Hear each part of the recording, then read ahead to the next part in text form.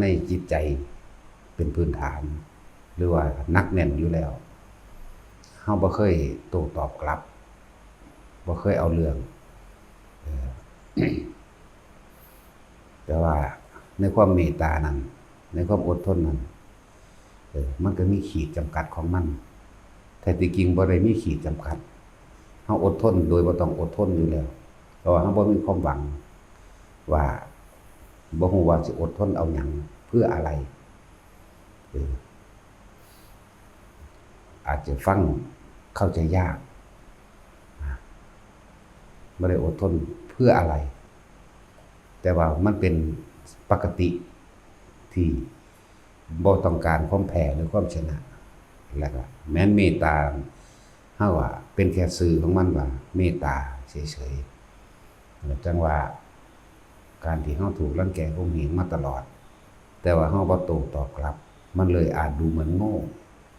แต่ที่จริงแล้วมันมีความอดทนโดยบ่ต้องอดทนเว้า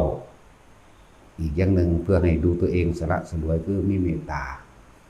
แต่ว่าบ่แม่นเมตตามันเป็นอุเบกขาต่างหาก พูดเว้าเพื่อให้เกิดความเข้าใจซื่อๆดอกที่จริงแต่ว่าเมื่ออีกฝ่ายหนึ่งรังแกข่มเหงบ่มีมือหยุดมือหย่อนเราจำเป็นจะต้องต่อสู้เพราะว่าโลกนี้มีทั้งคนเห็นแก่ตัวและคนที่เสียสละคนมีทั้งคนดีและคนไม่ดีนั่นเองฉะนั้นเราจึงต่อสู้เพื่อปกป้องตัวเองคำว่าอดทนและเมตตาเก็บเอาไว้ก่อนเพราะมันมีอยู่แล้วบ่จำเป็นต้องเอามาแสดงให้คนได้รู้ให้คนได้เข้าใจตัวเองฉะนั้นจึงโลกจึงใส่ภาษาคำว่าความอดทนของคนมันมีขีดจำกัดแต่ว่าของเราไม่มีขีดจำกัดเราปกป้องตนเองต่อสู้เพื่อป้องกันตนเองเพราะบ่มีไผนำความยุติธรรมหรือทำให้เหตุการณ์ให้จบลงให้เราได้ฉะนั้นเราต้องทำเราจำเป็นต้องทำเพื่อปกป้องตนเองแต่ถ้าเราได้สู้แล้วคำว่าถอยไม่มีนะคำว่าถอยสิบ่มีคำว่าให้อภัยหรือบ่ให้อภัยเพราะว่าเฮาอยู่ในตรงที่ว่าไม่เอาอะไรอยู่แล้วจึงเรียกว่าอุเบกขา ถ้าได้สู้แล้วบ่ถอยเด้โลกเขาว่าชนะอย่างเดียวโลกเขาว่าชนะอย่างเดียว นั่นคือเรื่องของโลกว่าแต่โลกเขาก็มองว่าบ่มีแพ้ก็แล้วกันเฮาแล้วก็บ่มีถอยแล้วก็มีแต่เอาชนะอย่างเดียวคำว่าแพ้บ่มีสำหรับเฮาเฮาเลี้ยวบ่เห็นทางสิกลับคืนหลังมองบ่เห็นทางมาแล้วมีแต่ไปหน้าอย่างเดียวนั่นแหละ จึงบอกว่าอย่าเมตตาแบบโง่ๆกับคนพาลอย่าอดทนกับคนพาลจงเมตตาจงอดทนกับคนที่ดีหรือคนที่เสียสละมีต่างหากคือว่าความอดทนและความเมตตานั้นเอาไว้ให้กับคนดีให้กับคนที่เสียสละให้กับคนที่ทำอะไรเพื่อผู้อื่นที่เฮาอดทนที่เฮาอดทนมาโดยตลอดเพราะว่าเรารู้ว่าอะไรเป็นอะไ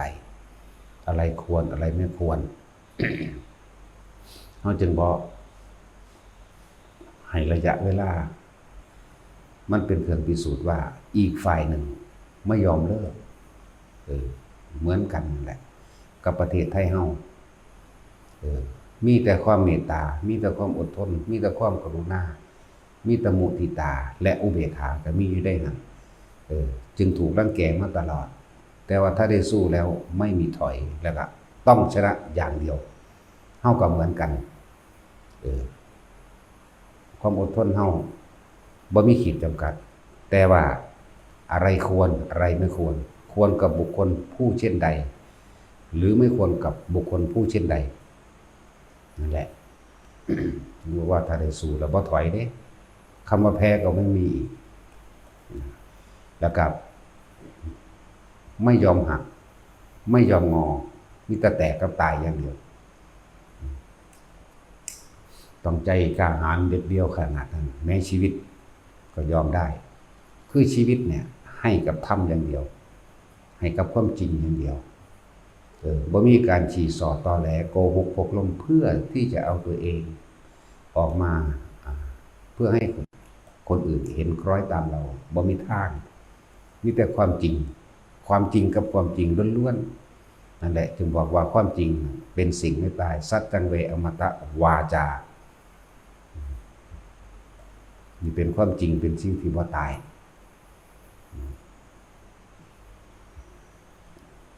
จังว่าให้ทุกคนพิจารณาดีๆด้วยโลกนี้มีทั้งคนดีและไม่ดีมีทั้งคนที่เห็นแก่ตัวและคนที่เสียสละจะหั่นเฮาจงพิจารณาให้ดีเถิดโดยเอาธรรมเอาคำสั่งสอนพระพุทธเจ้ามาเป็นเครื่องเปรียบมาเป็นตัวเทียบแล้วค่อยๆพิจารณาให้ชัดเจนอดทนเพราะไม่ใจร้อนจนเกินไปอดทนเพราะอยากให้เวลาเป็นเครื่องพิสูจน์จึงบอกว่าอดทนแต่ทีนี้สู้เพราะเมตตาเอาชนะเขาให้ได้เพราะเมตตาถ้าชนะเขาแล้วเขาแพ้เขาไม่มีประตูสู้เขาจึงบริหารทางทำบาปอีกต่อไปจึงบอกว่าสู้เพราะเมตตาหรือฆ่าเพราะกรุณาเพื่อไม่ให้เขาเป็นบาปต่อไปมีต่างหากฟังเข้าใจยากสำหรับคนที่บ่ถึงธรรมะอันเป็นอุเบกขาฟังเข้าใจยากมากๆแต่คนที่ถึงธรรมที่เป็นอุเบกขาได้แล้วไม่ยากเสียเลยนั่นแหละ นั่นว่าคือเหตุการณ์ของพวกเฮานี่30กว่าครั้งบ่มีผู้ใดทนได้ทุกคนที่ได้รอบๆข้างบ่มีไผทนมีผู้เดียวทนแต่ว่านั่นไม่ใช่ความอดทนแต่ว่ามันเป็นปกติที่ไม่ต้องการให้ผู้ใดผู้หนึ่งมาคอยตามเฮาหรอกบ่แม่นว่าเฮาสิจะต้องไปเลียแข้งเลียขาเพื่อให้เขาคอยตามหรือทำตามที่เราอยากจะทำให้มันสำเร็จแต่นี่บ่มีทางแต่ที่อดทนเพราะอยากให้การเวลาเป็นเครื่องพิสูจน์กับทุกๆคนว่าอะไรควรอะไรไม่ควรสิตัดสินใจจังใดเมื่อการเวลาผ่านมาเมื่ออีกฝ่ายหนึ่งไม่เลิกลาที่จะข่มเหงรังแกกันแกล้งทำลายเวลาที่พิสูจน์ให้ทุกคนได้รู้นะนั่นแหละ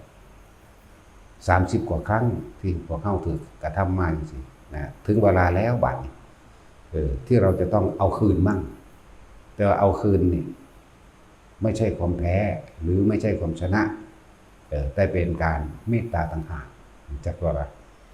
ถ้าเขาหมดกำลังลงเขาก็บ่มีกำลังในการที่จะมาทำบาปอีกต่อไปทำเวรทำกรรมหรือมีแผนการที่จะทำร้ายพวกเราอีกต่อไป1ถ้าเสียชีวิต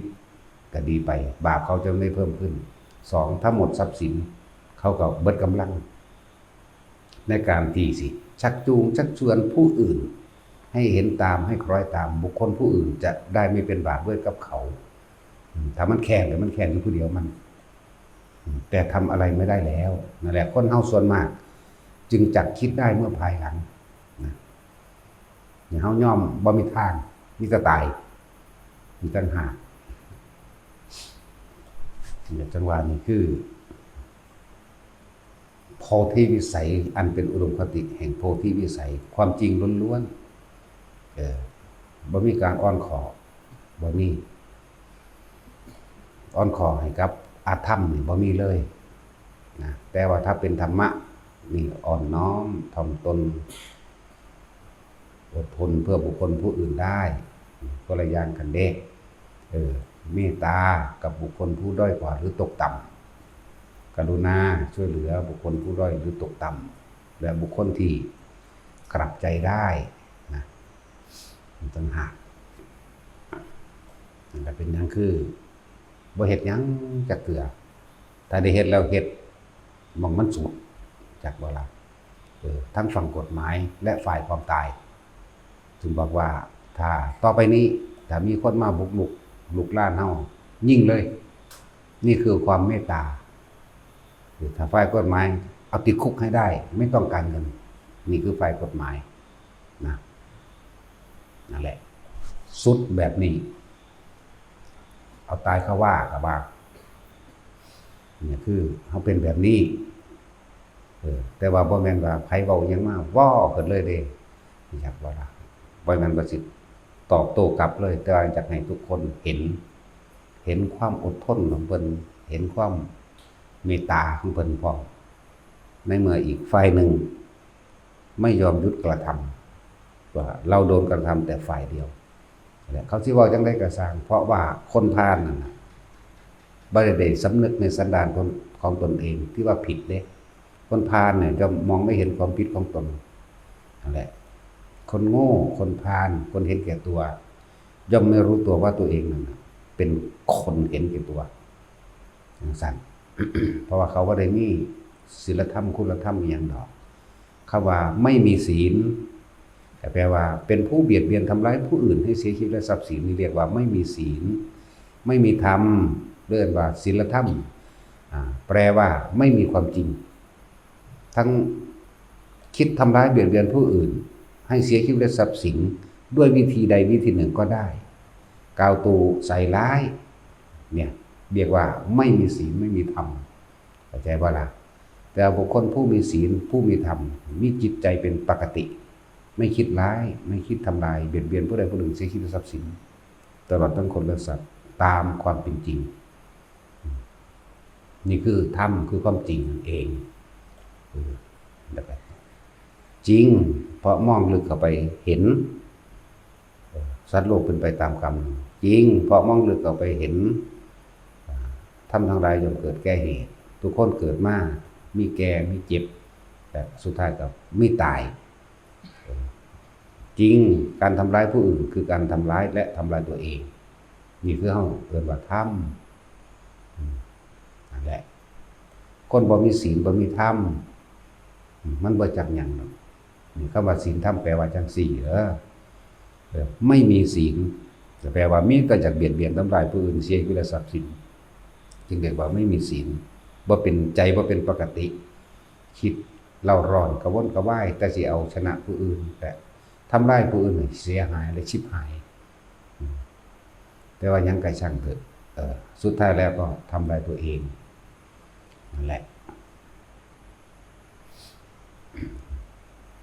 บอกทุกคนว่าการให้อภัยผู้อื่นก็คือการให้อภัยตัวเองการไม่ทำร้ายผู้อื่นก็คือการรักษาตนเองการเมตตาผู้อื่นก็คือนั่นแหละรักตนเองทุกสิ่งทุกอย่างมันเกิดขึ้นจากตัวเฮาเบิดที่เฮามาเกิดอยู่นี่ก็ดีว่าแต่ละคนให้ใส่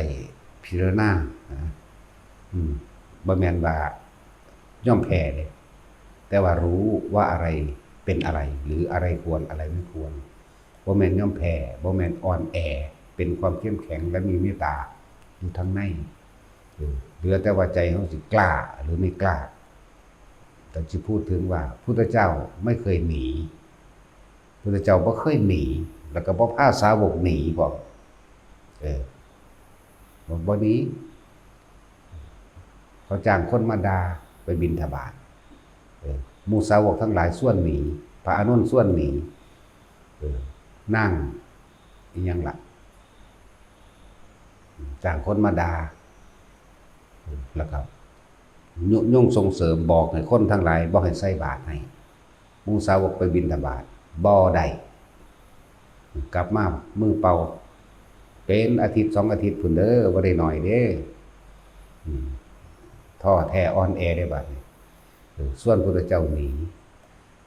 นีไปเมืองที่บุคคลที่เขาเคารพและศรัทธาเราเถิดพระเจ้าค่ะพุทธเจ้าก็นิ่งบ่ปากต่อมาเข้าหาพระอานนท์ให้พระอานนท์เป็นผู้เข้าไปคุยพระอานนท์ก็ไปส่วนหนีเหมือนกันให้หนีไปเมืองนั้น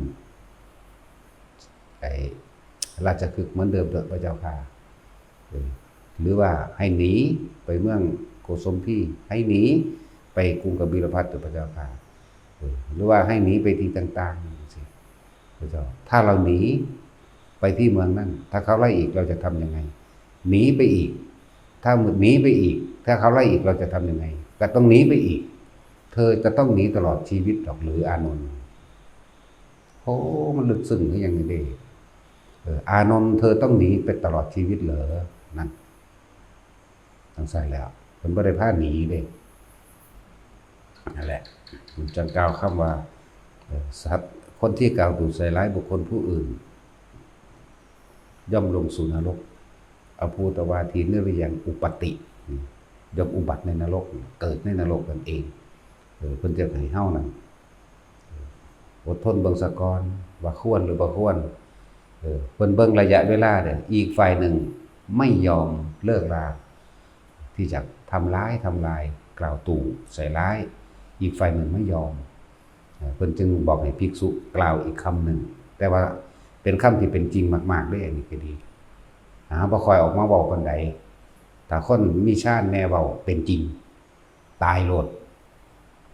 จักบ่ล่ะตายชิบหายโลดเด้มันสั่นแหละเดี๋ยวบ่จักสอนปานใดตัวนี้เพราะเฮาก็ทดลองเบิ่งแล้วตายอีหลีนะบ่อยากเอามาเว้าแต่คำว่าอภูตวาทีนิรยังอุปติบุคคลผู้กล่าวตู่ผู้อื่นเนี่ยย่อมลงสู่นรกนะสัจจังเวอมตะวาจามีคำนี้เป็นของจริงเป็นคำจริงตามความเป็นจริงเพิ่นก็เลยให้ภิกษุนั้นกล่าวคำนั้นเมื่อเธอไปบิณฑบาตที่ใดก็ช่างเมื่อเธอถูกกล่าวตู่ใส่ร้ายเธอจงกล่าวคำนี้เธอพระอานนท์หลับค่ำไปแล้วก็ไปท่องต่อบ่ยาวเด้บ่ยาวไปท่องต่อพระภิกษุทั้งหลายเหล่านั้นก็จำคำได้แล้วเขาก็ไล่คือเก่านั่นแหละแต่ว่าภิกษุทั้งหลายเหล่านั้นก็กล่าวคำนั้นแหละกล่าวคำที่เพิ่นบอกนั่นแหละต่อมาเรือนมันก็แดงขึ้นแล้ว เมื่อพระเจ้าอุเทนจับได้เรียกว่าที่เมืองนั่นแหละเมืองหยังละลืมชื่อเมืองของพระเจ้าอุเทนละไปนางหยังลืมชื่อมาคันธิยะนางมาคันธิยะจ้างคนญาติพี่น้องเจ้าของเองตลอดทั้งพวกทาสรับใช้เพิ่นเองมาคันธิยะมาจากลูกนายสังหมอทั้งสองเท่านั้นเด้เพิ่นว่าเพิ่นงามนั่นแหละมันจะแก้แค้นพุทธเจ้านำเพิ่นจะเฮ็ดใส่สาวกพุทธเจ้ามั่งเฮ็ดใส่นางสามาวดีมั่งนั่นแหละพอกล่าวคำนี้พลิกขึ้นใหม่เลยภิกษุทั้งหลายก็กล่าวคำที่เพิ่นสอนนั่นแหละแต่พระอานนท์เป็นผู้บอกต่อความจริงก็เริ่มปรากฏขึ้นจนถึงสุดท้ายแล้วนางมาคันธิยะก็ถูกพระเจ้าอุเทน ฝังลงเคิงโตปาดเนื้อท้องนางมาคันธิยะทอดน้ำมันยัดใส่ปากกินเองธรรมดาแล้วก็ใส่เฟื่องฟางเผาแต่ว่าบ่ให้ตายกลับมาใหม่สุดท้ายแล้วเอาสร้างไถเอาไถตัดเครื่องแอวมันเลยกับหมู่ญาติๆนั่นแหละแต่ว่าเรื่องจริงมันก็ยาวกว่านี้อยู่ดอกบ่รัดเอาความจริงมันยาวอยู่เป็นสั้นนั่นแหละ ในสุดท้ายแล้วความจริงก็เปิดเผยพระพุทธเจ้านี่เฮานั้นอดทนดูอีกฝ่ายเสียก่อนเป็นการทดสอบหรือไม่ความหมายเพิ่นอันนึง1เป็นความเพียรของตนเอง2เป็นความอดทนของตนเอง3ระยะเวลาจะเป็นเครื่องพิสูจน์เองดอกเข้าใจบ่ล่ะระยะเวลาจะเป็นเครื่องพิสูจน์คือมีคำพุทธศาสนาโบราณว่าไวนะระยะทางพิสูจน์ม้าการเวลาพิสูจน์คนอยากรู้อุปนิสัยให้อยู่ร่วมกันนานๆนี่อันนี้เป็นคำสุภาษิตพุทธเจ้าอยากรู้อุปนิสัยให้อยู่ด้วยกันนานๆอย่าเชื่อเพราะได้ยินได้ฟังสืบต่อกันมานะมันจะมีเริ่มต้นมาจังสั่นแหละ เมื่ออีกฝ่ายหนึ่งไม่เลิกจึงกระทำแต่ถ้าได้ทำแล้วคำว่าแพ้ไม่มีเพราะว่าเขาเอาความจริงสัจจะหรือสัจจะบารมีของเขาเองจะเป็นเครื่องปกป้องเราเองบางคนก็ตายเอาเองเพราะว่ามันไม่เกาะป้องกันมันเองคือบุญของมันเองบ่มีตายเอาเองป่วยเอาเองพิการเอาเองตาบอดหูหนวกเอาเองเป็นเองทั้งที่บ่สมควรอายุบ่ทันได้พอเป็นลักษณะนั้นมีไปเรื่อยดอกมีไปเรื่อยจังว่าหลายๆอย่างที่พวกเขาต้องมีความอดทนต้องมีความพยายามจริงๆพวกเขาอยากอดทนดอกศูนย์กัดแขวใส่อยู่เนาะพยายามจะเอาชนะเขาจะเข้าไปตีไปขามอยู่เดียวนี้เขาอยู่แต่ว่าเขาไม่ให้ใส่สัจจะหนึ่งที่หนึ่งเลยอันนี้คือความจริงเจตนาของเขามีอย่างคือความจริงสงเคราะห์โลกสงเคราะห์สัตว์นะศรัทธาภระเขามันเต็มอยู่แล้วคำว่าศรัทธาภระศรัทธาเรามีกำลังกล้าอยู่แล้วศรัทธาต่ออย่างศรัทธาต่อธรรมคือความจริงศรัทธาภระความเชื่อตามความจริงเต็มกำลังปัญญาภระรอบรู้ในกองสังขารตามความเป็นจริงรอบรู้ว่าในโลกนี้มีทั้งคนดีและคนไม่ดีโลกนี้มีทั้งคนที่เห็นแก่ตัวและคนที่เสียสละเรื่องปัญญาภระจึงเล่าว่าคนเล่ารวมว่ารอบรู้ในกองสังขารนะแล้วก็วิริยะภระเป็นผู้มีความเพียรกล้าอยู่แล้วมีความพยายามที่จะนำความจริงทั้งหลายออกมาแสดงสั่งสอนออกมาชี้บอกแนวทางให้ทุกคนได้รู้อันนี้ควรอันนี้ไม่ควรแต่ว่าบอกว่าผิดหรือบอกว่าถูกนั่นเป็นความเห็นของแต่ละคนเด้เพราะท่านได้ยืนยันตัดสินว่าผิดหรือถูกเด้อันนี้ควรอันนี้ไม่ควรภาษาโลกว่าผิดใส่กันโหลดถูกใส่กันโหลดแต่เราไม่ยืนยันตัดสินแต่เล่าให้ฟังบอกให้ฟังท่านจึงบอกว่าบ่ยืนยันตัดสินบ่าวใดผิดอันใดถูกเพราะผิดถูกของคนน่ะตามความเห็นแก่ตัวแล้วคนที่ว่างจิตเป็นกลางเท่านั้นจึงจะบอกผิดบอกถูกได้ถูกต้องแต่เขาไม่พูดว่าผิดว่าถูกเพราะมันยึดคนละแบบกันแต่ว่าอันนี้ควรอันนี้ไม่ควรสิ่งนี้มีสิ่งนี้จริงมีเนี่ยสิ่งนี้เกิดขึ้นสิ่งนี้จึงเกิดตามเพราะสิ่งนี้ดับไปสิ่งนี้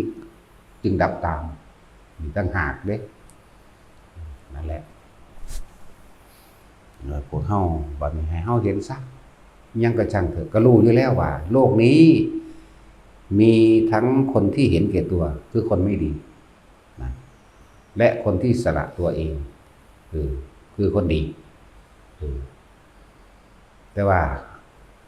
เฮาก็เห็นอยู่แล้วล่ะว่าโลกมันมีเป็นของคู่กันเป็นธรรมคู่เป็นสิ่งที่คู่กันดำคู่ขาวมืดคู่สว่างแม่นบ่ล่ะคนดีคู่คนเลวมันเป็นของคู่กันเฮ็ดจังได๋เฮาจึงจะอยู่ระหว่างกลางกับบุคคลทั้งสองนี้ได้คนดีตามเทวดาทั้งโลกก็ติดดีแต่ถ้าว่าโดยธรรมคือคนที่ปล่อยวางแต่ต่างหากนั่นแหละต่างหากอันนี้คนที่ปล่อยวางกับคนดีทั้งโลกก็คือทำดีก็เพราะว่ามีความปรารถนาโดยทั้งดีบางคนก็ทำดีเพื่อสวรรค์มีความปรารถนาเป็นสวรรค์เป็นเจ้าฟ้ามหากษัตริย์หรือเป็นเศรษฐีแบบนี้ก็มีก็ยังติดอยู่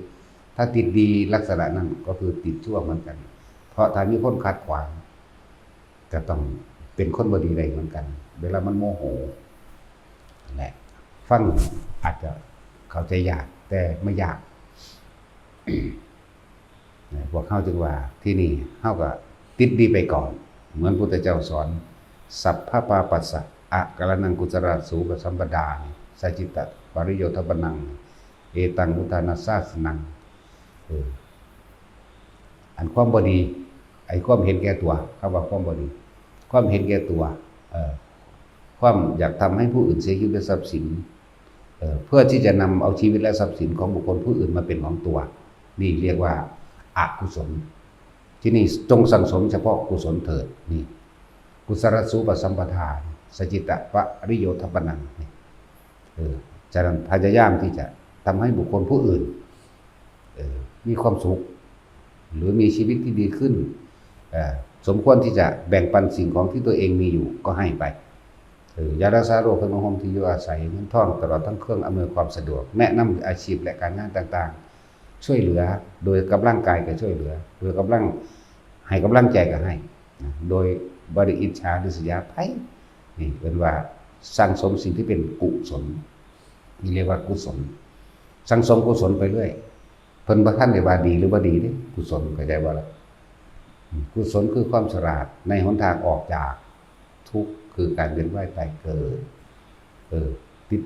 เบาถ้าสาโลกว่าติดดีไปก่อนเอาดีไปก่อน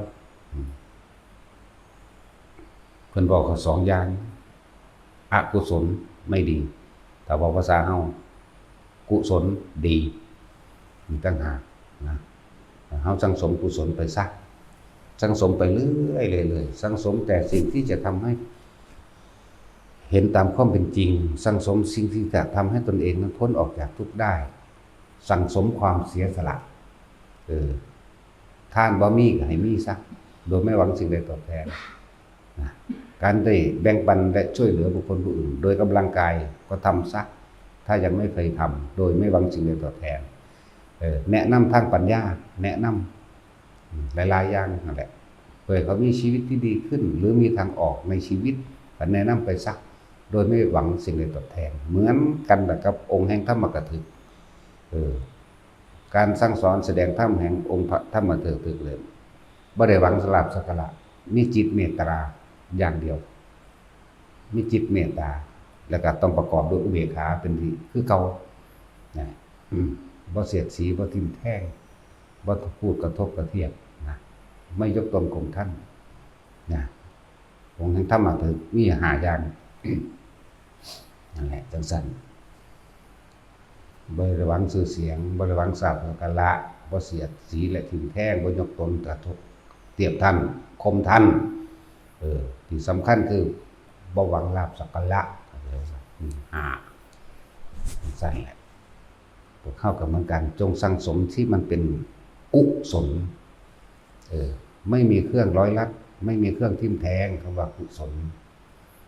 กุสะแปลว่าหญ้าคาหญ้าคาสมัยตะกี้คือผู้ใดเหยียบต่อมันก็เฮ็ดให้เจ็บตีนผู้ใดถือใบมันก็ถือปาดขาปาดแข้งปาดมือจับบ่ดีลูดกับบาดมือเจ้าของเองเพิ่นเรียกว่าสิ่งที่กลับมาทำร้ายตัวเองเรียกว่าอกุศลสิ่งที่ไม่ทำร้ายตัวเองบอกว่าเขาจะเดินเป็นทางทิศทางใดหรือว่าจะจับยังก็แล้วแต่มันไม่กลับมาทำร้ายตัวเองจึงเรียกว่ากุศลธรรมาตามความเป็นจริงของนี้กุศลธรรมา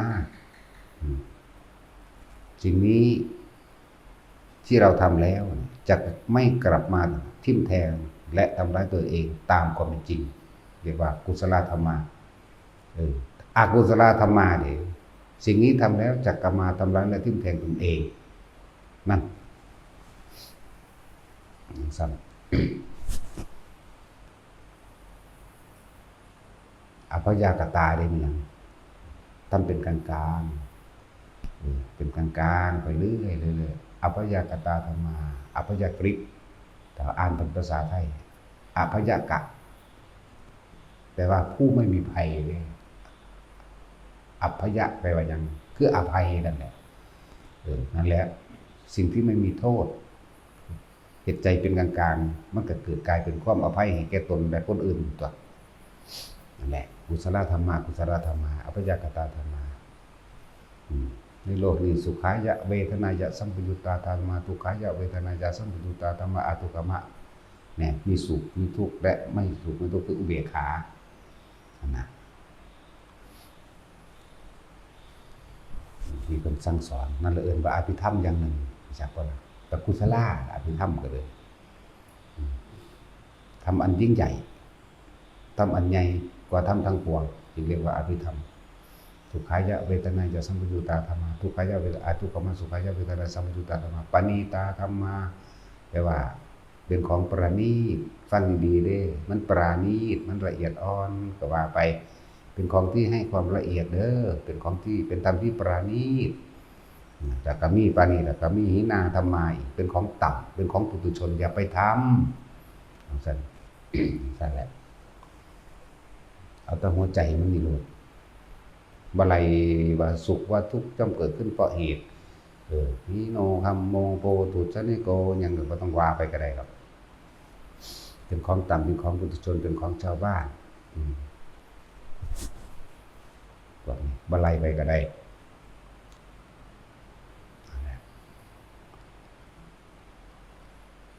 คือจังนั้นพวกไปงานศพมาวันนี้เว้ากันอยู่ดีๆเห็นกันอยู่ดีนี่จากกันบ่ท่านพ่อเดือนตายซ้ำอันนี้เป็นเครื่องเตือนสติตัวเองเด้คนเฮาเกิดมาหากินซ้ำตายนี่คือเว้าความจริงอีกหากินซ้ำตายอีดีแต่หากินตายเลยก็ถ้าท่านได้ว่าเถอะหากินซ้ำหากินเพียงแค่รอวันตายทั้งสั้นแล้วรวยก็สร้างก็หากินไปตับรวยไปตายจนก็จนไปตายนั่นแหละเป็นจังใดเฮาสิบ่ตายแต่ว่าภาษาโลกบ่มีดอกคนบ่ตายว่าดิเนาะนั่นแหละฟังธรรมให้มันเป็นให้ธรรมทานหรือให้ทานด้วยธรรมเนี่ยชื่อว่าให้อมตะมหานิพพานคือความไม่ตายให้ความจริงให้ความจริงโลกุยะสัจจะก็เว้าอยู่นี่โลกุตระสัจจะก็เว้าอยู่นี่ทั้งเป็นโดยปรมัตถสัจก็เว้าอยู่นี่ขึ้นอยู่กับสติปัญญาของใครของมันสิแยกสิแบ่งเอาสิเห็นตามจริงหรือเห็นตามปลอมก็แล้วแต่อันนั้นอะไรทุกคนว่าทุกคนเห็นไปจริงพวกเขาเกิดอยู่กับคนตายมาหลายคนแล้วเด้เห็นคนตายมาหลายคนแล้วเนาะแต่ว่าบ่เคยคิดสำนึกสำเนียกว่าตัวเองจะตายเพราะว่าตัณหาอุปาทานหรืออวิชชาความบังตาเอาไว้บังตาบังปัญญาบังความจริงตื่นขึ้นแต่ละมื้อแต่ละเว้นคิดหาแต่แนวใดหาแนวกินหาแนวเด่นหาแนวดังหาแนวอวดหาแนวโอ้ต่อกันตื่นขึ้นแต่ละมื้อบ่เคยมีความรู้สึกอยู่ในตนเองเหมือนกับซากศพเดินได้ทั้งนั้นแหละซากศพเดินได้บ่รู้สึกโตบ่มีวิญญาณอยู่ในตัวเองเลยบ่ฮู้ว่าโตเลยเม่อลอยเม่อลอยคิดจินตนาการไปจักได้หยังก็จินตนาการถึงสิ่งนั้นเพลิดเพลินภาษาเพิ่นว่าแต่ว่าเมื่อลอยวาดภาพจินตนาการถึงสิ่งนั้นไปมีความรู้สึกพอใจมั่งไม่พอใจมั่งอยู่ข้างนอกเบิดนั่นเลยเอิ้นว่าบ่มีวิญญาณบ่มีเครื่องรับรู้ความรู้สึกของตนเองเลยไปรู้สึกแต่กับสิ่งอื่นบุคคลสัตว์สิ่งของแต่ที่เว้าเรื่องผู้ใดก็เคยผ่านความเป็นหนุ่มเป็นสาวมาเบิดแล้วนอนก็บ่นอนอยู่กับเจ้าของหรือไปนอนอยู่กับผู้ที่คิดฮอดนั่นแหละแม่นบ่ล่ะไปนอนแก้ผ้าเอากันอยู่กับเขาเนี่ยแม่นบ่ล่ะนั่นแล้วบ่รู้สึกตัวได้นั่นน่ะปูนเฮ็ดแบบนั้นเฮ็ดแบบนี้กอดดมกันอยู่พอสำนั้นเด้นั่นแหละเอิ้นว่าบ่มีวิญญาณหรือเอิ้นว่าซากศพสั่นสร้างภพไว้ก่อนตายเบิดนั่นแหละคือพ่อใหญ่นั่นเราถามแล้วก็ถามถูกต้องคนเฮานี่เป็นเปรตก่อนตายแม่นบ่แม่นก่อนเฮาที่สิตายเฮาไปสร้างความเป็นเอาไว้เบิดแล้วเป็นเปรตก่อนตายเป็นสัตว์นรกก่อนตายเป็นสัตว์เดรัจฉานก่อนตายเป็นคนก่อนตายเป็นเทวดาก็เป็นก่อนตายพรหมก็ก่อนตายนั่นแล้วสั้นแล้วนั่นอาหารหรือนิพพานกับก่อนตายทั้งนั้นถ้าอยากรู้สวรรค์ถ้าอยากรู้นรกอยากรู้พระนิพพานก็ให้รู้ตอนที่ยังมีชีวิตอยู่มันไม่ได้ผิดคำพระศาสดาเขาเด้บ่ผิดเลยแต่พวกเขาคิดว่าถึง เป็นเปรตก่อนตายเป็นจังไดตื่นขึ้นภาพไปแล้วอยากได้รถอยากได้เงินอยากได้ทองอยากได้ชื่อเสียงนะบ่ล่ะจากมียศถาบรรดาศักดิ์อำนาจนั่นนี่ขึ้นมาเพราะมันอยากจะเจ้าของเล่นพ่วงเปรตมานำอีกอยากให้ลูกเป็นนั่นเป็นนี่อยากให้ลูกเต้าเล่าล้านให้หมู่ให้พวกสารพัดอยากให้เป็นน้ำนั่นคือสร้างภพเปรตของเจ้าของไว้บักเงาๆเลยเดินแต่ของเราเป็นเองอยากว่าว่าอยากได้อยากเป็นหรือพ่อสมนั้นไปสร้างนรกเอาไว้ก่อนตายยังไงคิดไปเลยบางทีก็โมโหเลยศูนย์ผู้นั้นศูนย์ผู้นี้นั่นแหละเป็นสัตว์นรกก่อนตายก็ดีบางทีก็อยากอวดอยากอ้างสิ่งที่ของมีอวดทรัพย์สินอวดให้อวดหน้าอวดเงินอวดทองอวดรถอวดบ้านอวดทองหรืออวดสิ่งที่ตัวเองมีเมื่ออวดธรรมดาอวดลูกอวดหลานได้แบบนี้หลานบ้านใหญ่อยู่บางทีแม้กระทั่งอยู่ในท้องก็ยังเอามาอวดกันก็มีเลยหมอดูว่าผู้ใดธรรมดาบอกท่านเกิดอยู่ก็เอามาอวดล่ะหมอจะให้แววโอ้โหเกิดวันนี้เป็นคนดวงแข็งเด็กหลานไข่นี่ว่าเกิดวันอังคารดวงเกิดวันอังคารดวงแข็งทั้งสั่นทั้งสี่เด้พวกนี้สิปราบศัตรูให้พินาศไฟเด้เพราะท่านนี่ไงยังเงียบอยู่น่ะมันออกมาแล้วก็เลยข้านงอที่ก็เอาไปอวดดิยังคือมาจากน้อยก็อวดไปโรงเรียนแล้วก็อวดเข้าโรงเรียนก็อวดสารพัดนั่นแหละนิสัยเดรัจฉานเรียกว่าหลงก็ใหญ่ว่าล่ะนั่นแหละเป็นเดรัจฉานก้อนตายเปรตก้อนตายมันจะเบิ่งยากหยังไปเห็นอีหยังก็อยากได้เบิดอยู่นั่นแหละเปรตเห็นต้นไม้น้ำไห้น้ำหน้าเขางามแท้กูจะไปเห็นเงินได้วงกบประตูได้หน้าต่างได้นั่นแหละเปรตหรือว่ายังมาในวัดมาท่านแต่แท้ก็ยังท่านแบบเปรตธรรมดาบ่ท่านน่ะขอได้บาทนี่ขอตะพึดตะพื้อสารพัดแม่นบ่ขอเห็นอยู่เนี่ยนี่เวลาโดยทั้งบ้านทั่วไปพาดหอยเนาะห่วงเว้ากันเองเพื่อจะเอาเองก็มีไว้นี่แหละเดี๋ยวแม่สิเบิ่งดักทำท่าวี่แบบไปคนลงมาไปแม่สิเฝ้ายันหมามันเดี๋ยวแมงวันมันเว้าเอาเองด้วยหนึ่งจังว่าเว้าเพื่อที่จะพอถ้าเขาไปหันหลังหันปั๊บใส่เต็มตาแล้วก็ไปไว้อีกหม้องนึงบ่ได้ก็หาถุงมาใส่ไว้มันก็ธรรมดาเด้เนาะ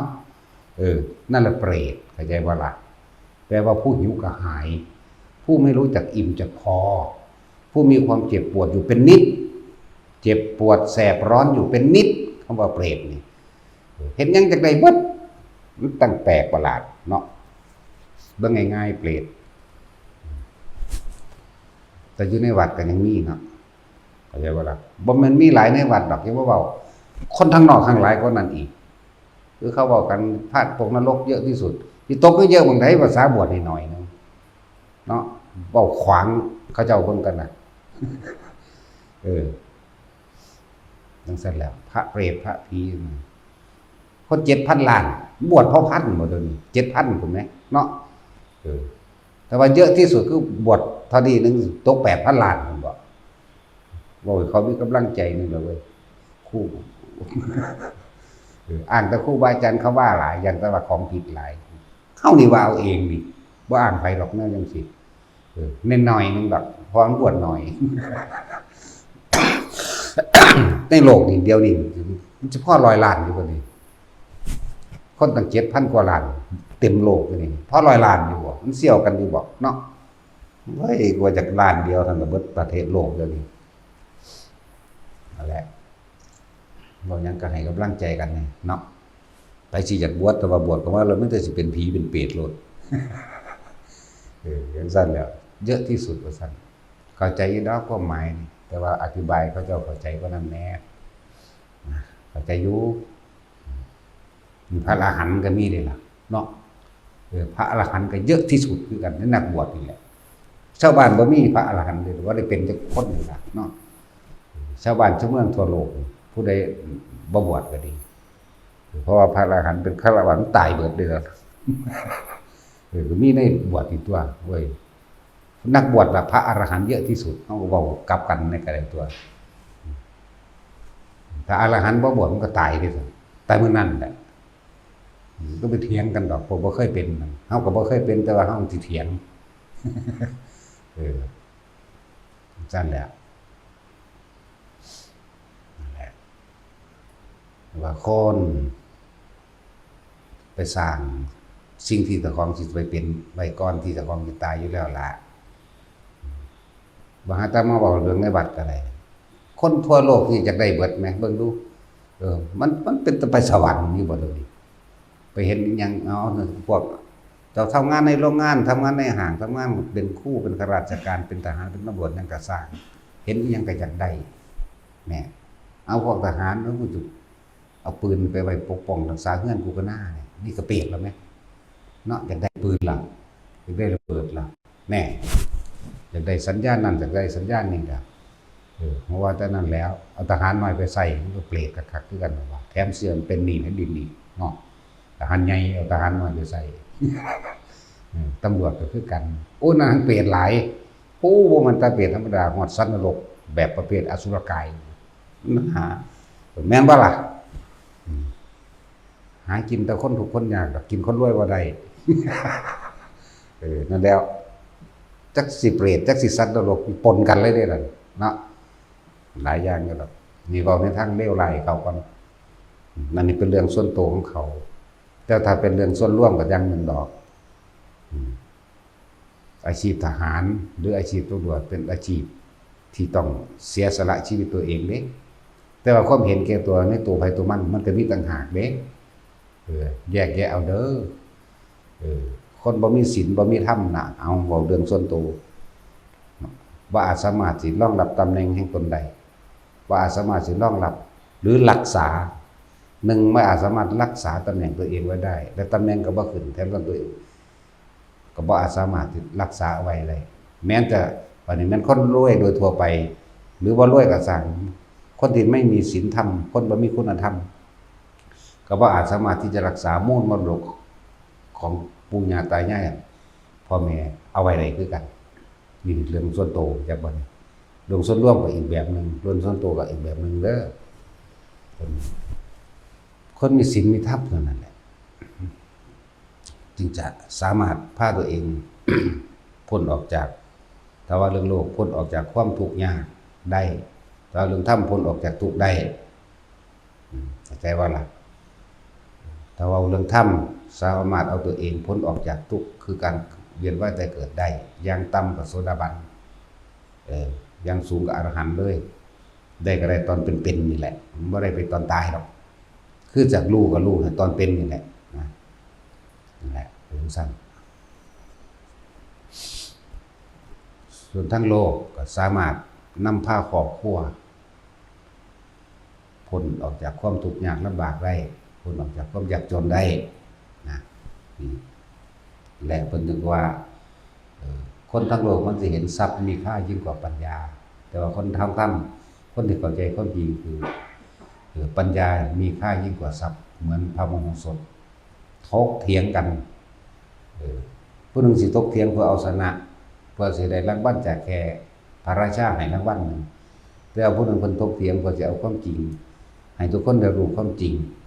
ว่าปัญญามีค่ายิ่งกว่าทรัพย์เป็นไฉนนี่เพื่อเขาถกเถียงอยากเอาชนะสิเขาก็ว่าแม้เศรษฐีคนนั้นคนนี้เป็น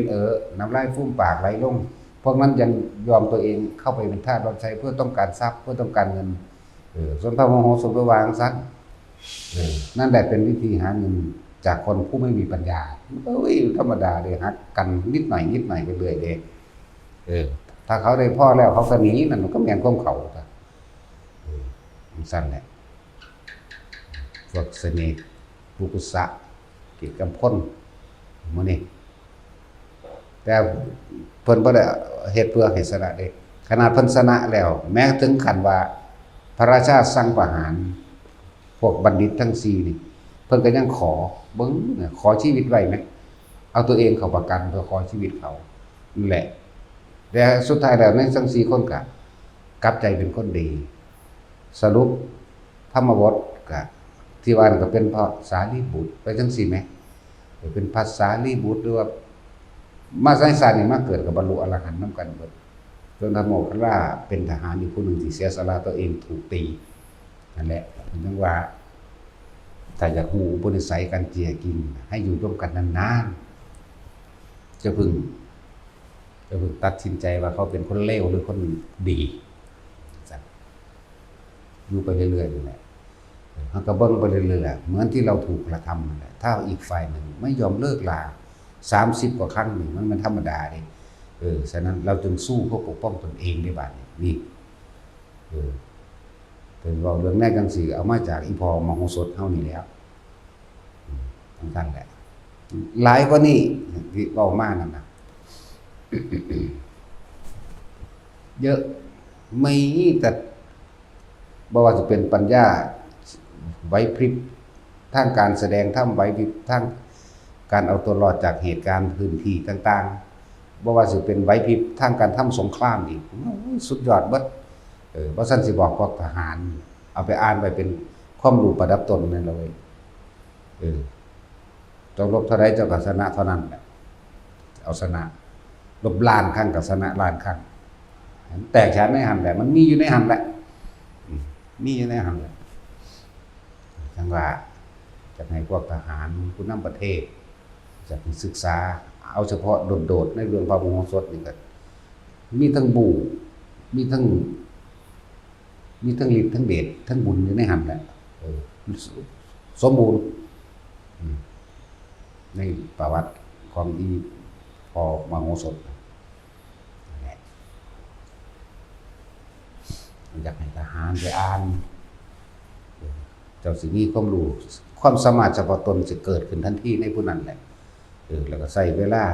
ดึงหมู่เอาแต่ปัญญามันมีค่ายิ่งกว่าทรัพย์คนมีปัญญาก็ยอมหาทรัพย์ได้เลยนั่นแล้วเถียงกันว่าเศรษฐีน้ำลายฟุ้งน้ำลายยังไงคนคนนั้นก็ย่อมลดโตไปแต่คนนั้นมันจนนั่นแหละเป็นวิธีการใส่ปัญญา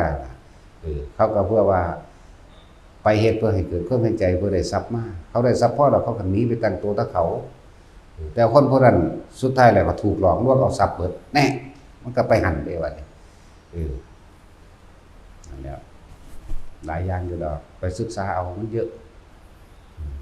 กับอย่างแบบเรื่องก็ว่ายอดแล้วทั้งปัญญาทั้งฤทธิ์ทั้งเดชก็อยู่ในนี่บ่ทั้งเหล่เหลี่ยมกลไกบ่แม่นธรรมดาเด้ทั้งเหล่เหลี่ยมเด้บ่มีเหล็กบ่มีคาถาแต่ว่าตัวว่ามีคาถาแต่ตั้งที่ไหนได้ใส่เหล่เหลี่ยมเอาใส่กลโกงเอามีนะนั่นแหละคำว่าตำราพิชัยสงครามมาจากไสก็เลยเสี้ยวนึงเด้ตำราพิชัยสงครามเนี่ยเสี้ยวเดียวของเดือนพระมโหสถแต่ความเพียรยังบอกเรื่องความเพียรต่างหากบ่ได้บูหยังนั่นน่ะสั่นแล้วก็เรื่องพระวิทูลบัณฑิตจังซี่ก็มีแต่สอนสั่งสอนแสดงธรรมบ่ได้มีการต่อสู้รบราฆ่าฟันกันอันนี้มีเบิดเริ่มตั้งเป็นเด็กน้อยมาใหญ่มาอีกระดับนึงอีกได้รับราชการแล้วชิงไหวพริบกันถูกกันแก้แบบใดควรสู้ควรเดินบ่ควรถอยแบบใดมีเบิดขนาดเข้าไปสู้สงครามอีกมีเบิดไปจังว่าการขุดเจาะอุโมงค์มันมีมาก่อนเดี๋ยวนี้พูนขุดเจาะอุโมงค์เลิกลงไปแล้วไปเจาะขึ้นให้มันตรงกลางระหว่างสิไปเอาตัวประกันมามันมีมาแตะพุ่นแล้วนั่นแหละอ่านแล้วเป็นจิตวิญญาณเฮาเลยประทับใจจนอธิบายบ่ได้มันค่าตื่นตันก่อนคือว่าสุดยอดแท้ๆยังว่าเด้อแถมซ้ำแสดงธรรมอนิจจังทุกขังอนัตตาพร้อมเด้นั่นแหละยอดมันของธรรมะก็ดีคนทั้งหลายที่ว่าเห็นสัพดีกว่าปัญญาเพราะเขาบ่รู้ว่าอนิจจังทุกขังอนัตตาจะเกิดเป็นในภายภาคหน้าเขาจึงเห็นว่าทรัพย์นั้นมีค่ามากยิ่งกว่าปัญญาเพียงแค่เอาชีวิตรอดของตัวเองเฉพาะชาตินี้ บุคคลผู้กระทำความผิดแม้เพียงชาติเดียวเนี่ยอาจลงสู่นรกมหาอเวจีตลอดกาลแม้กระทั่งอาจจะถึงอสงไขยคิดได้จังไดว่าท่านเป็นพระพุทธเจ้าตอนนั้นก็เลยว่าท่านที่ว่าซ้ำเป็นพระพุทธเจ้าเพื่อเพิ่นเอาปัญญามาแก้ในศาสตร์ปัจจุบันของเพิ่นครั้งนึงที่เราตถาคตเสวยชาติเป็นโพธิสัตว์อย่าว่าเราเป็นผู้ยิ่งอยู่ปัญญานี่ยังไม่อัศจรรย์เท่ากับครั้งที่เราเสวยชาติเป็นมโหสถนี่เหมือนธรรมดาเดีเหมือนกันกับเพิ่นบัดนี้อีกครั้งหนึ่งที่เพิ่นเสด็จไปสู่กรุงกบิลพัสดุเรียกว่าฝนแดงฝนสีชมพูฝนโบกกระยังละลืมซื้อแล้วภาษานั้นเรียกว่าฝนตกฝนที่ทำให้เกิดความชุ่มเย็นเป็นการเชื่อมต่อระหว่างหญ้านั่นแหละฝนอันเป็นฝนออกสีชมพูเราตอนที่เพิ่นเสด็จเข้าสู่กรุงกบิลพัสดุนั่นแหละหลาย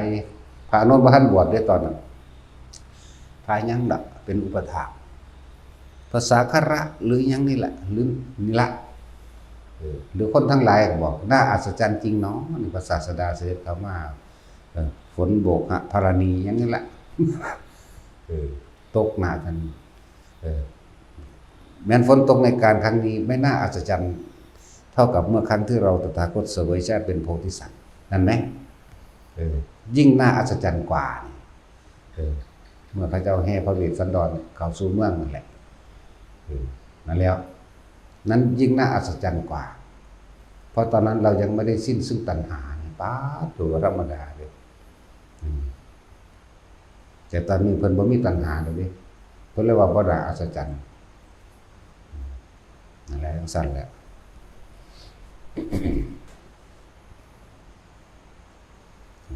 นำไปคิดเอาเองต่อผู้ใดสิได้ขออัดขอทำความจริงนั้นตนเองเนาะได้ก็ดี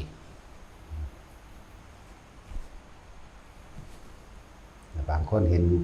ทรัพย์สมบัติมีค่ายิ่งกว่าท่านปัญญาถ้าว่าคนมีปัญญาเป็นยังจังออกบวชจังสิเขาก็เถียงเด้นังสันเด้บางครับพ้นสิไปแก้ยากหยังเอาฤาษีตนนั้นมีทรัพย์สมบัติถึง80 โกฏเพราะว่าความเห็นทุกข์เห็นโทษเพราะความห่วงซึ่งทรัพย์สมบัติมีสิ่งใดก็ย่อมทุกข์กับสิ่งนั้นก็จะเจ็บปวดกับสิ่งนั้นรักษาสิ่งนั้นนะพอเห็นโทษแห่งความมีและความเป็นท่านทั้งหลายเหล่านั้นจึงทิ้งห่วงเสียนะจึงทิ้งสิ่งที่กำลังแบกอยู่เสียท่านทั้งหลายเหล่านั้นออกไปแล้วมีอะไรห่วงหรือไม่นั่นแล้วเขาก็ยังเถียงอีกได้ว่านี่แล้วจะกินอะไรจะอยู่ยังไงนั่นเถียงไปอีกได้ว่านี่บัดนี้เพิ่นถามขึ้นเด้ท่านเป็นห่วงบุตรและภรรยาหรือไม่ที่สุดในชีวิตแต่ว่านักพจน์ผู้นั้นน่ะมีบุตรมีภรรยาให้ห่วงหรือไม่บอกไม่มีแล้วเขาทุกข์หรือไม่นั่นตั้งสั้นแล้วบัดเถียงไว้ทั้งว่าครับเราพอใจอย่างนี้มีมันเอาจังซี่ได้บัดนี้เพิ่นก็ว่าก็เขาพอใจเช่นนั้นเหมือนกันกับท่านแต่เขาไม่มีห่วงอะไรเลยเมื่อบุตรของท่านถูกทำร้ายเธอจักเสียใจและโกรธหรือไม่โกรธทำร้ายถึงกับขั้นฆ่าเขาเลยแต่บุคคลผู้นั้นไม่มีบุตรให้เสียใจบุคคลผู้นั้นไม่มีภรรยาให้เสียใจบุคคลผู้นั้นไม่มีบ้านให้ห่วงให้กังวลหมายถึงฤาษีผู้นั้นนั่นแหละถึงว่าท่านคิดว่าท่านมีปัญญาเลยแต่นั่นแหละผู้มีปัญญาแล้วจึงทิ้งทุกอย่างเข้าสู่เนกขัมมะคือบวชเพื่อจะทำตนออกจากความไม่กลับมาเกิดอีกว่านะธรรมดาบอกคือหูผู้แล้วแต่ว่าบรรลุกันเลยเนาะนั่นแหละท่านบอกว่าพวกบ่แม่นโพธิวิสัยทั้งหลายนั่นน่ะเดี๋ยวมาเว้าว่าเพิ่นสอนนิพพานบ่สอนบ่ได้แต่ของบ่แม่นแต่ของบ่ได้เป็นมันสิรู้จักผู้เขาเป็นติให้ฮู้ก็ได้บ่ให้ฮู้ก็ได้สัมภาระหันต์นี่เนี่ยเขาจะวางสันใดอีหลีนี่แหละบ่ให้ฮู้กูก็ได้บ่ให้ฮู้กูก็ได้กูปิดตึ๊บเลยก็ได้เนี่ยแต่เขาจะว่าว้าวมีแต่เฮานี่ล่ะเว้าพระเจ้าให้กำลังใจหมู่อรหันตเจ้าทั้งหลายผู้ทรงธรรมของพระศาสดาแต่บ่มีทั้งหลายเหล่านั้น แล้วบางพวกกันเว้าอย่ามาพูดแรงของว่านี่นะนั่นแสนแล้วโสดาบันก็ยังไม่ได้จะสอนนิพพานได้ยังไงเลยของนิพพานได้ยังไงนะมันหูไหนจักหน่อยนะ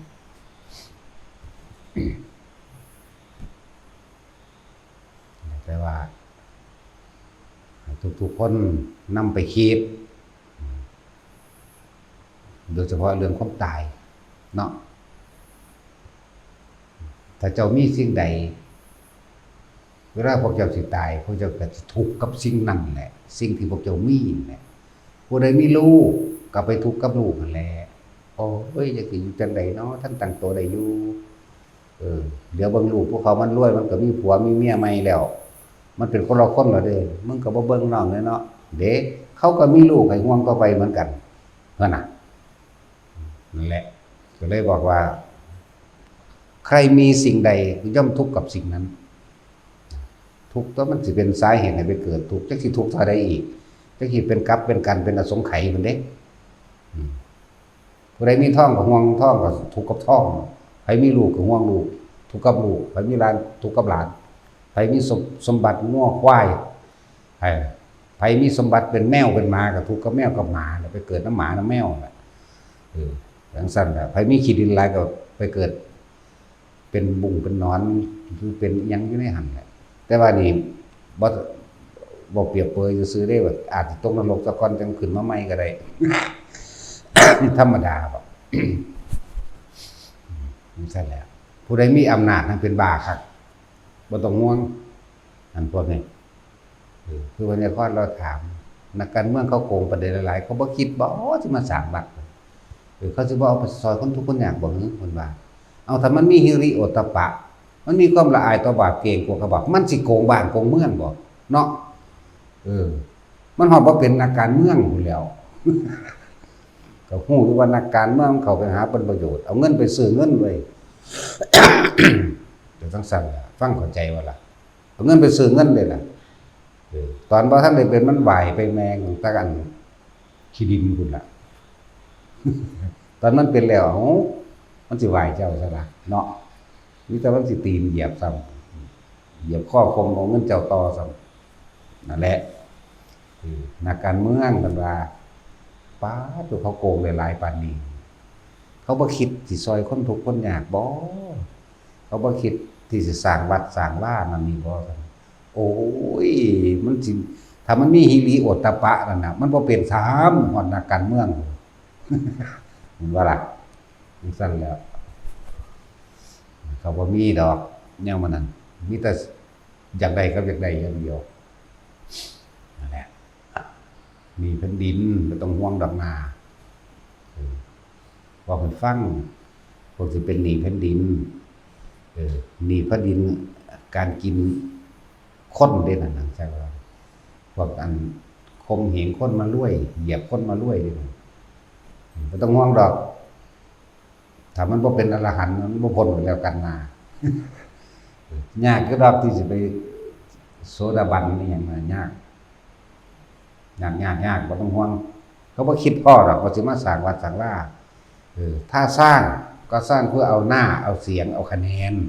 จากบ่ล่ะมันบ่เป็นบุญบ่เป็นซะเลยเด้นั่นน่ะเพราะเขามีจุดหมายอย่างอื่นเหมือนกับทำทานแลกของเข้าใจบ่ล่ะไปทางสั้นตัวมันสิรู้จักความสงบมันสิรู้จักหิริโอตตัปปะบ่รากเหง้าข้อมูลของศีลทั้งหลายก็หิริโอตตัปปะเกรงกลัวต่อความชั่วที่ตัวเองที่รังแกข่มเหงผู้อื่นย่านต่อผลของมันที่รับทุกข์โทษบาปกรรมที่ตัวเองกระทำมันจังสั่นก็เขาว่ามีความคิดแบบนั้นดอกบ่มีเลยเพราะว่ามันความคิดมันเร็วก็มาอีกมันธรรมดาว่ะธรรมดาเด้อนั่นแหละบอกให้เบิดทุกคน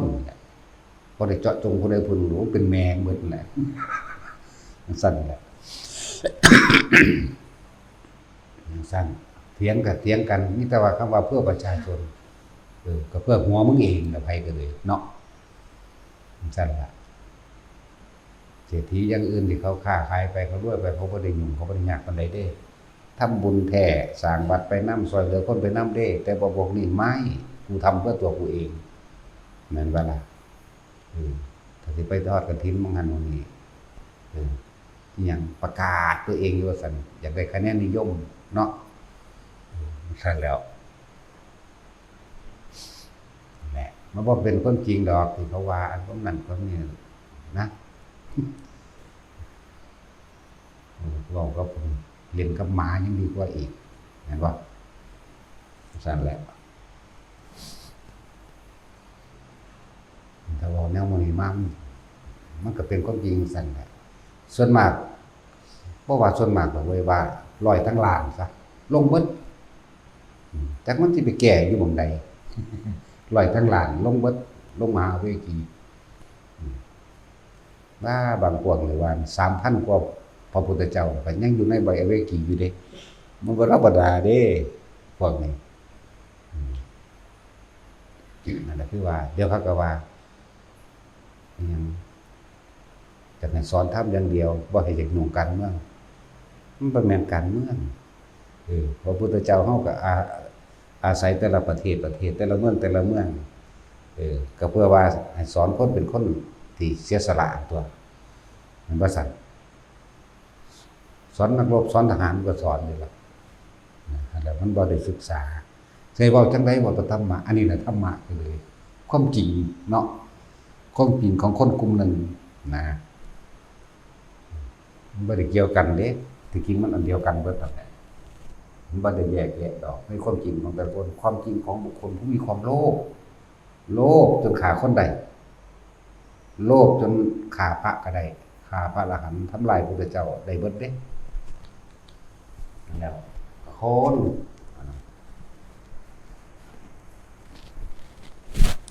ว่าอยู่บนเทวทัตแสนพระพุทธเจ้าไปอย่างเดียวเนาะแต่สาวา 3-4 พันพระพุทธเจ้ามันยังบ่ได้ขึ้นอยู่มันยังหน่อยเลยทั้งนั้นล่ะบางครั้งบางสมัยของพระพุทธเจ้าองค์นึงไปสอนเจ้าฟ้ามหากษัตริย์แต่ละประเทศไปคัดใจนักการเมืองอย่างโรหิตตะกี้ว่าพระโรหิตโหลดเสนาบดีโหลดเนาะเป็นคัดใจเขานี่สิเป็นเพราะผู้นี้แหละเฮ็ดให้เฮาขาดลาภสักการะรายได้เฮาหดสั่นลงเป็นเพราะว่าผู้นี้ไปนำข่าวพระพุทธเจ้าธรรมดาบ่นั่นแล้วพระพุทธเจ้าไปนำข่าไปเผาวัด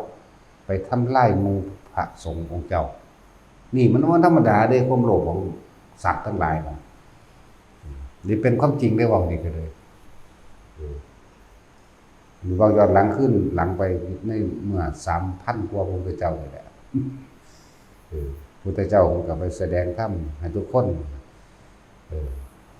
มีคนนั้นมีความโลภมีความโกรธมีความหลงเพิ่นก็แสดงทำไป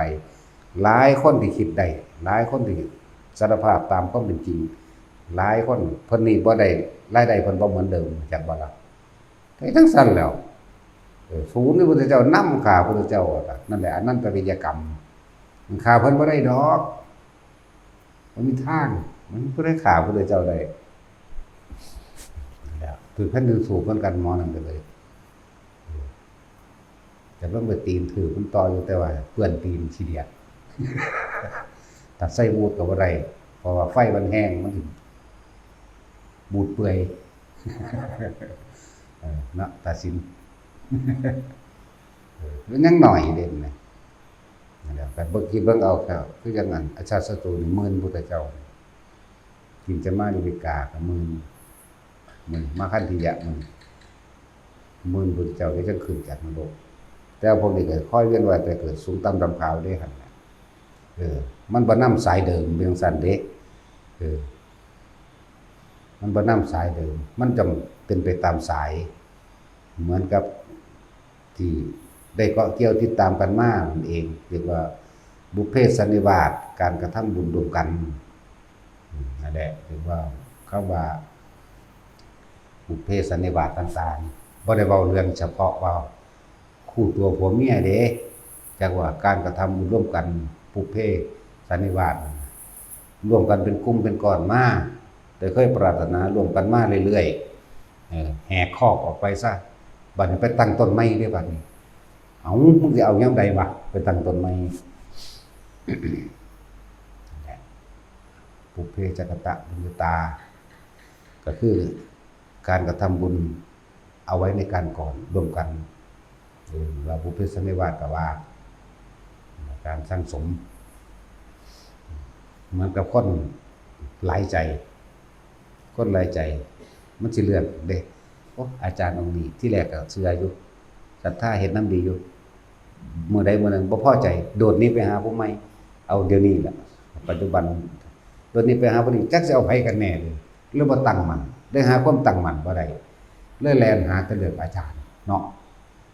ที่เคยว่าอาจารย์บ่ได้เลือกลูกศิษย์เด้มีแต่ลูกศิษย์ได้เป็นผู้เลือกอาจารย์เนาะบัดนี้ความสิรู้ธรรมเห็นธรรมหรือหยังอาจารย์แต่ละองค์มันก็สอนสรุปอันเดียวกันได้บัดนี้แต่ว่าอาจจะตั้งคำเว้าแต่ว่ามีจุดหมายเดียวกันคือนิพพานผู้นี้บ่พอใจผู้นี้แล่นไปหาองค์นั้นบางคนเสือกทำลายองค์นี้เด้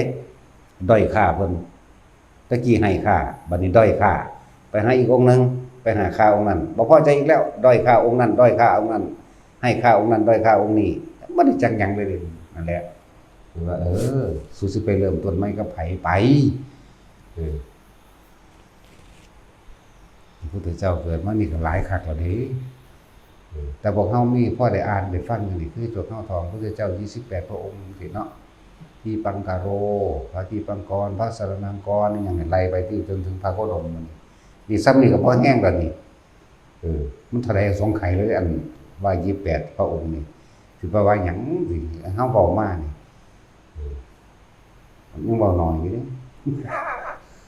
3,580,4,392 พุทธเจ้าเด้อนี่ยังน้อยอยู่เด้นี่เพราะท่านได้บวกซื่อๆเด้มันมีกว่านั้นอีกแต่สำนี้ก็จักสิว่าจังไดแล้วนั่นแหละขนาดว่าเรื่องเจ้าของเองแล้วบัดนี้เฮ้ยกูได้บวชกับปากเพิ่นแท้ๆกูยังมานั่งแหม่มอยู่พอสำนี้ยังสูงนี่เจ้าของอยู่ภาษาหยังกับผู้บ่จักถีบจักแดงหยังค่อยเดี๋ยวก็ให้ค่าองค์นั้นด้อยค่าองค์นั้นให้ค่าองค์นี้ด้อยค่าองค์นั้นเลยมันเป็นไปเรื่อยเลยบ่อยู่หลักเดิมกระโดดไม่ไปเรื่อยแต่นี่คือเทวทัตนี่ก็บ่อยู่หลักเดิมกินจะมาในกาก็บ่อยู่หลักเดิมเห็นว่าซั่นนั่นแหละหลายๆคนบ่อยู่หลักเก่าบ่อยู่ไปตามสายเดิมหรือที่เคยบำเพ็ญร่วมกันเนาะเป็นกลุ่มเป็นก้อนมาโดดออกนี้นั่นแหละไปเริ่มต้นใหม่ยังไงมันสิได้ยังต่ำๆนึงอสงไขยแสนกับเด้พวกสาวกทั่วไปนี่จักว่าล่ะอย่างต่ำๆหรืออย่างปกติมันนั่นอันนึงก็ดีนึงอสงไขยแสนกับเด้นั่นสั่นถ้ามหาสาวกใหญ่2 องค์หรือ2อสงไขยคือยิ่งยวดเป็นปรมัตถ์อันนี้ทอกันกับพระปัจเจก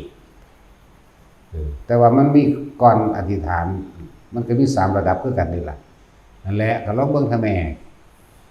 เริ่มต้นแรกนึกลึกๆในใจแล้วก็ลืมปล่อยปละละเลยไปไปเฮ็ดเลวมั่งนั่นนี่มั่งดีมั่งสังสมมั่งบ่สังสมมั่งลบของเก่ามั่ง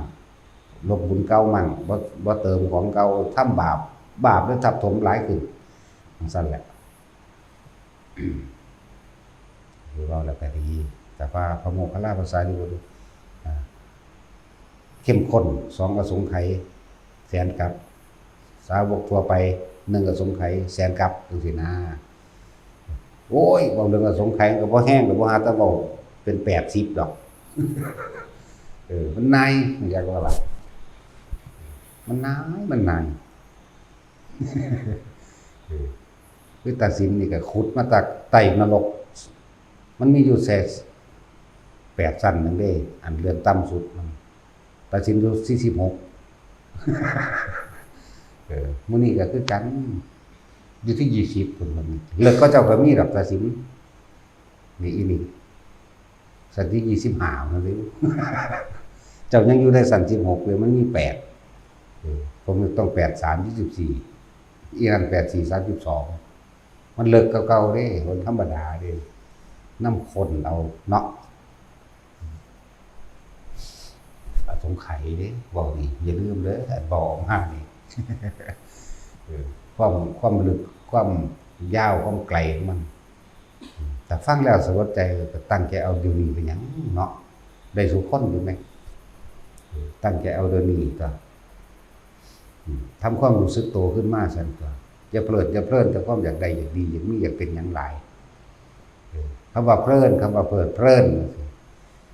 บอกภาษาเขาง่ายๆเมื่อลอยนะเมื่อลอยจินตนาการคิดไปแต่มีผู้ใดเรื่องมาจับปุ๊บเห็นตกใจภาษาเขาจัด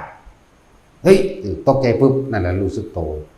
จากว่าละแต่เมื่อลอยไปแต่เขาไม่เกิดเลยเห็นตื่นนั่นแหละรู้สึกโตถ้ามีผู้ใดผู้หนึ่งมาสะกิดตื่นปุ๊บขึ้นมานั่นแหละรู้สึกโตแล้วอย่าปล่อยความคิดล่องลอยไปหลาย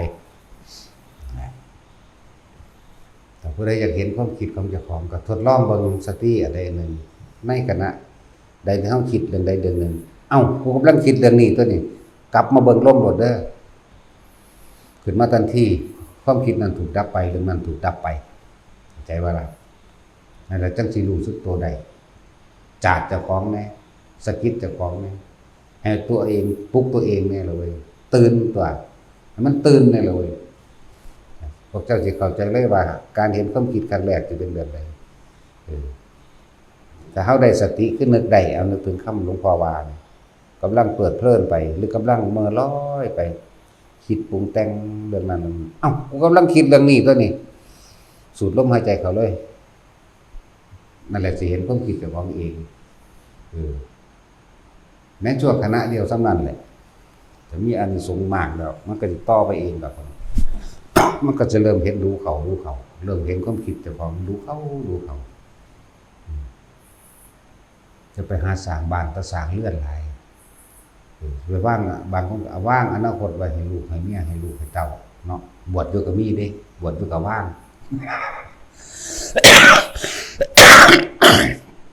ว่างอนาคตไว้ให้เพื่อนว่างอนาคตไว้ให้เพื่อนนั่นแหละเมื่อลอยไปเรียกว่าเพลินนันทิราคะเปิดเพลินไปกับสิ่งที่พอใจโดยนันทิราคะนันทิราคะสหคตาสหคือเกิดพร้อมเพลิดเพลินไปน้ำกันโดยไม่รู้สึกตัวเขาว่านันทิราคะสหคตาเนี่ยเปิดเพลิน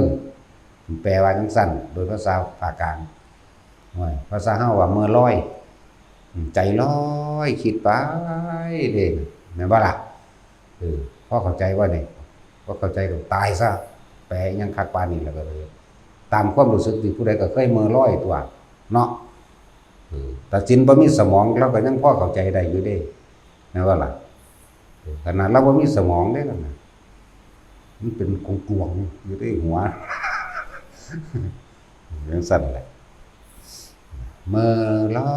ยเพลินไปคิดไปถ้าผู้ใดคิดได้ให้หยุดกับความคิดจับตัวใดตัวหนึ่งที่มันอยู่มองได้ก็จังนั่นแหละสติผมกำลังคิดเรื่องนี้ตัวนี้กลับเข้ามาลมเลยนั่นแล้วหมายถึงว่าทุกคนพยายามฝึกอยู่กับลมมันจังสิเห็นแต่เฮาบ่หยุดเฮาบ่นิ่งเฮาบ่เห็นความคิดมันแล่นไปแล่นมาดอกนั่นได้เพิ่นจังว่าใส่วิธีเอาลมนั่นแหละเป็นเครื่องหลอกเครื่องลวงลมบ่มีรูปร่างลักษณะท่าทางบ่เป็นตัวบ่เป็นตนบ่มันคนบ่มันสัตว์วิธีตัดความคิดแล้ววิธีสิเห็นความคิดว่าสั่นมันสอนอานาปานสติว่าทำความรู้สึกอยู่กับลมหายใจเข้าคำว่าอานาปานสตินั่นนะหายใจออกหายใจเข้าหายใจออกมือนึงนั่งให้มันเห็นเฮ็ดแต่ไม่ได้ต่อเนื่องกันหน้าที่หนึ่งก็เหลือกินแล้วนะบ่ได้เอาหลายได้เอาหน้าที่เดียวนี่โอ้ยบ่ธรรมดามันดับภพดับศาสตร์เท่าใดล้านภพด้านศาสตร์นี่มันน่ะภพเกิดหมายถึงความคิดเฮากำลังเพลินไปอารมณ์เฮาแหมมันก็เกิดตายอยู่เรื่อยจิตเกิดตายแล้วเด้นั่นน่ะจักบ่นี่นั่นแล้วเพียงแต่ว่าบ่ทันได้ตายออกจากร่างซื่อเด้ตายออกจากร่างก็ไปตามสุดท้ายที่มันไปค้างไว้จักอารมณ์ค้างบ่เดี๋ยวนี้เนาะ ศูนย์ในคนเฮ้ยมันบ่ล่มจักเทื่อ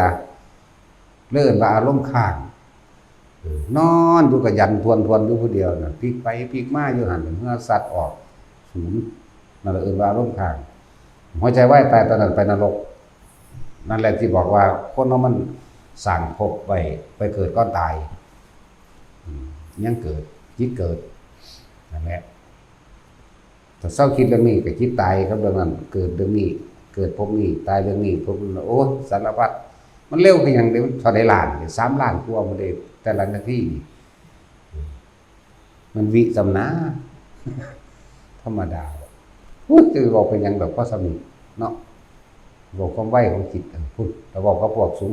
อยู่ข้างบนแน่หรือพ่อว่ากันใดอยู่แล้วก็พวกนี้ซึ่งลึงเนาะก็รู้เรื่องหลัก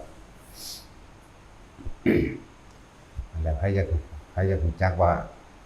การที่จะไปเห็นความคิดนี่เห็นอย่างใดตอนที่เขากำลังเมื่อลอยไปนะเพลินไปแบบนี้แต่นึกถึงคำหลวงพ่อว่าเอ้ากูกำลังคิดถึงเรื่องนี้ตัวนี้กลับมาหายใจเลยโดยว่าต้องคิดถึงลมหายใจกันเลยหรอกลู่ลมเขาเย็นวื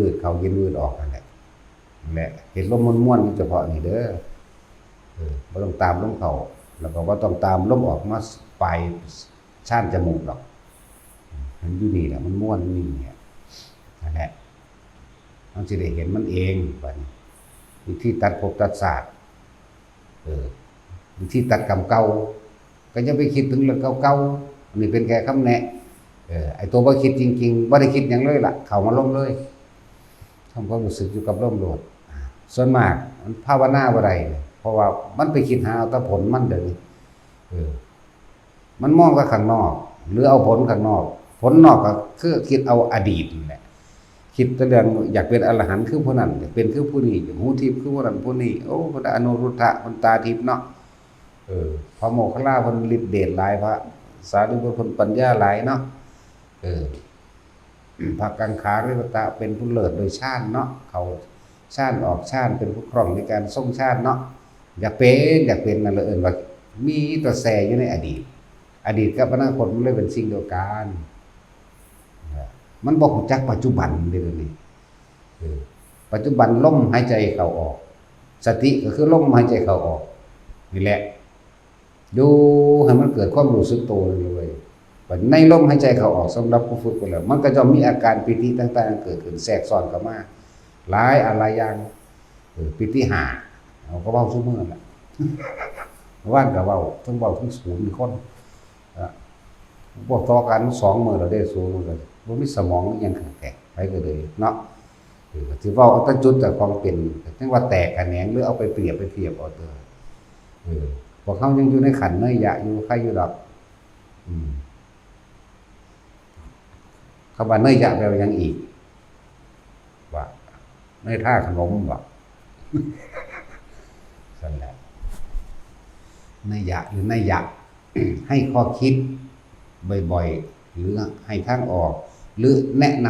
ำทางให้ต่างๆนานาสารพัดเรียกว่าเนยยะนี่เป็นภาษาไทยเด้ของเนยยะบาลีจริงๆนัยยะเด้คือพวกหนึ่งเวลาทำบัตรนี่ตกภาษาเบิดนี่ล่ะวิบัติเบิดนี่ล่ะภาษากูสุขะโตแม่นสุขะโตแต่อิติปิโสก็ตกหลายอิติปิโสภควาบ่แม่นผักภควาอะระหังสัมมาสัมพุทโธวิชชาจารณะสัมปันโนสุขะโตโลกวิทูอนุตตโรปุริสธรรมสารถีเพราะนั้น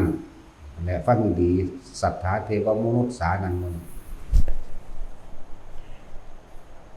มันตกเด้อเอาไปปรับปรุงเด้อเบิ่ง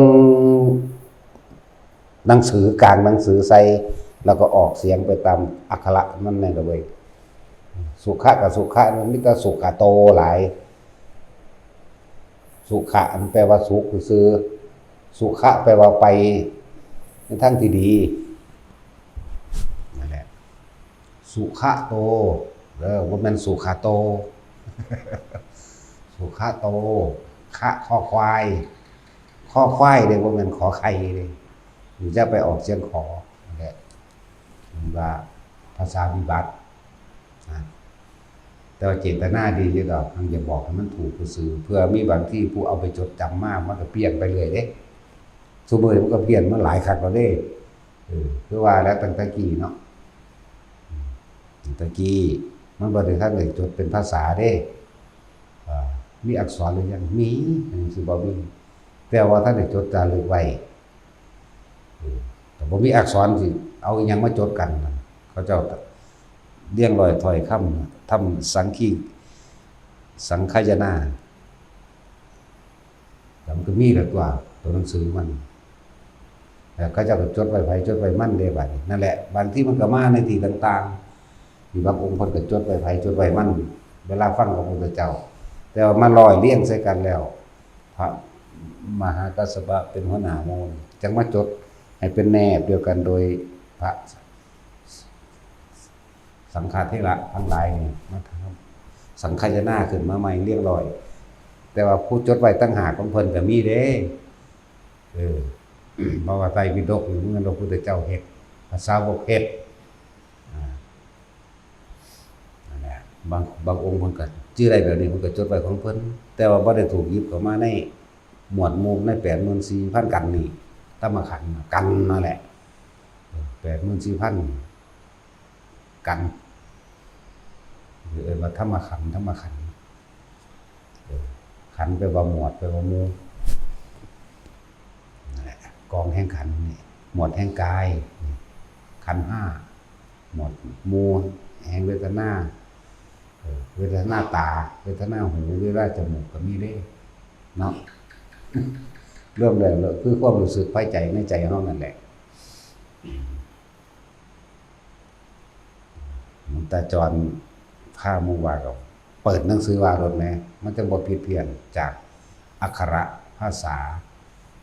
ขอก็เป็นข้อก็ว่าเป็นออกขอบ่แม่นสุขะโตบ่แม่นสุขะโตสุขะโตตั้งแต่อิติปิโสบทของก็ดีอิติปิโสภควานี่ภควาบ่แม่นภักควาเด้ภควาอะระหังสัมมาสัมพุทโธวิชชาจารณะสัมปันโนสุขะโตโลกวิทูอนุตตโรปุริสธรรมสารถีสัทธาเทวมนุษสานังพุทโธภควาติสวาขาโตภควตาเด้บ่แม่นภควตาภคะเด้อพากันว่าขอใครเด้อภควตาธัมโมสันทิฏฐิโกเด้อากาลิโกเอหิปัสสิโกโอปะนิโกปัจจตังเวทิตโพวินยูหินั่นแหละพากันไปท่องไม่เด้อเอาสมาทานซะ